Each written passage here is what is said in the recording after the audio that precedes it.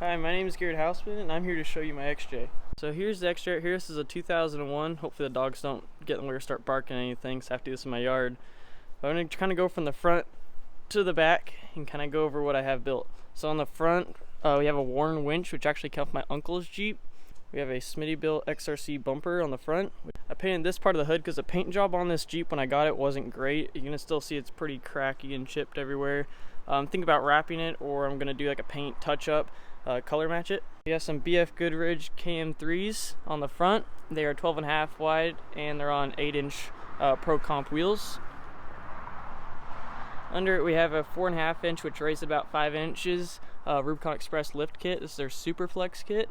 We had to trim the fender wells, and in place we put this nice boat liner, which is like a rubber that wraps around the whole end of the metal to keep it from being sharp, so I can actually run my hand along it and it's smooth all the way across. Rear wheels, you can definitely see where there's some rock rash on these wheels. The front's even worse on the passenger side. Front we have a diff cover that I believe was either made by my friend or it was given to him, but it came off of his Jeep and he gave it to me. You can see here we have new beefed up steering. This is Curry off-road steering. Apparently it's supposed to be super hard to break and stupidly strong. On the side we got our trail rated plaque right here for the Jeep XJ. Since it doesn't come with one, we turned it into a trail rated Jeep with the California Association Jeep Club. We are actually a part of the Rough and Ready Jeep Club here in Sacramento. Have a roof rack that started off as a cargo shipment build kind of thing, and it was on the Rubicon for like 20 years from my friend. He gave it to me and I cut it down so I could fit in the garage. It was about a foot tall before. On the side we have our JCR off-road rock sliders. Doing pretty good. They've definitely taken a beating. I've kind of touched it up a lot, so you can only see a few of the scratches under here. This thing has been through quite a bit after Barrett Lake Trail. Here we have a JCR off-road full skid plate going across the transfer case. To the rear we have a MagnaFlow exhaust, and then we have an Adams drive shaft. Take a look inside here. You can actually see what we've done. There has been too much, but there has been added some grab handles, and same thing on the other side, on the driver's side.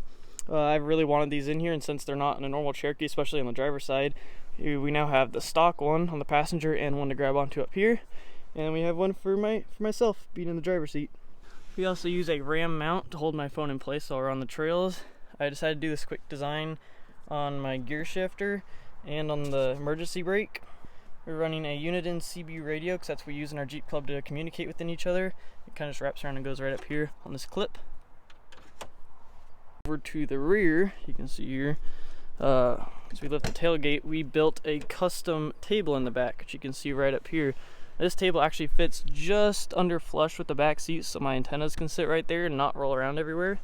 This ratchet strap goes on top, so I can put gear up under here and lock it down, which actually locks to a hook under there and a hook on the other side. This does fit a full-size spare 33 in the back of a Cherokee. Just barely fits right here, so you can shut the tailgate. It's a little bit of a mess under here from being on the trail, but not too bad. We did, though, design a cool thing over here. Since the tire and stuff's over here, most of the gear has to come to the side. There isn't a ton of room here, but it works out pretty good. And there's hinges, so I can lift it up, and you can see the antennas just sit up there. Here's the boat carpet that's over top of it. And we have a lot of tools and gear here, a chair, extra bolts, tire, air compressor, our tow hitch stuff, air down, ARB kit, different things like that all stay onto this side. Also my other side gear and snow stuff stays up and under here, and along with the tarp and stuff for camping. These are Osram chip headlights. The Osram is not the brand, that's the chip inside. These are halogen lights that we decided to put in. I had some cheaper ones put on before, but they were blinding on the road and they were not real dot approved like these are, which you can see the actual model number and everything right there. It's fairly clean here. We did do some 4-hole fuel injectors, which you can see here, a whole new rail, and then new spark plugs and everything are in here. The rails over here that we put on. This is technically a hot air ram intake that we installed, make it run a little bit smoother. It also runs a little bit cooler. So this build has meant a lot to me. Kind of just focus out a little bit better. This was something I've had for 2 years now. I'm 18. I started this when I was 16. When I first got it, it wasn't intended to be an actual built vehicle at all. I got it stock front and it sat for 2 years and didn't run when I got it. Got it pretty cheap though. And then as I started wheeling it, or I started going off-roading with a friend, I ended up scratching up both rock rails when it's still stock. and then I decided to just keep upgrading from there. I lifted it, put the tires on, then from there it turned into a rock crawler.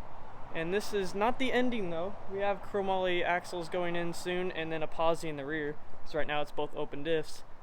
But it is still a work in progress, but it's come this far, and it's looking pretty good. The dogs are playing around. Hopefully you guys enjoyed it. Hopefully you enjoyed it too, Brad. I'll see you next time.